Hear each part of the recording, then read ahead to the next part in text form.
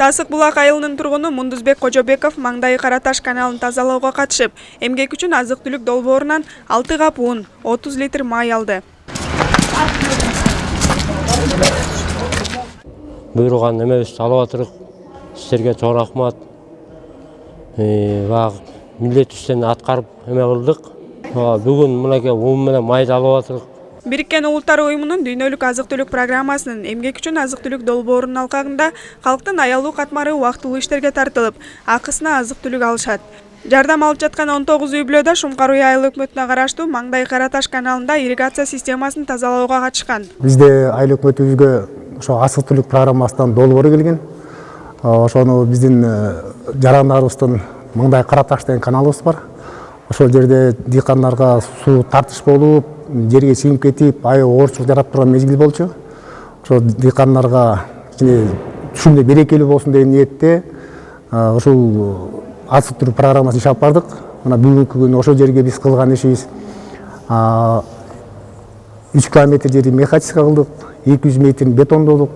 Бир жеринде жанагы суу тоскучтарын коюп бекиттик да. Дүйнөлүк азык-түлүк программасы эң негизги 2 багыттагы долбоор менен иш алып барат. Эмгек үчүн азык-түлүк жана окутуу үчүн азык-түлүк. Аталган 2 долбоор облусубуздун бардык райондорунда ишке ашырылууда. Жакында эле Бакай Ата районуна жайкы сел алган убактагы кайра жолдорду оңдоп түзөө багытында Күмүштак айыл өкмөтүндө Боотерек айылында дагы ушундай долбоорлор ишке ашырылып, 77 адамга жана 25 адам наркы Кыргызстан айылына азык-түлүк берилди. Ушундай эмгек үчүн окутууларга 120дан ашык аялдар окутулуп азык-түлүк алышты.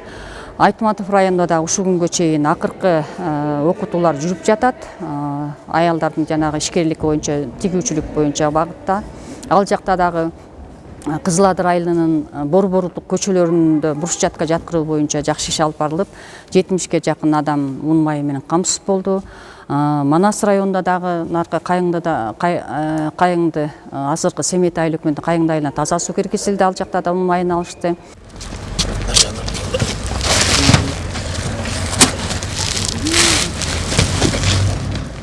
Белгилей кетсек, Шумкар-Уй айыл өкмөтүндө аз камсыз 303 үй-бүлө каттоодо турат.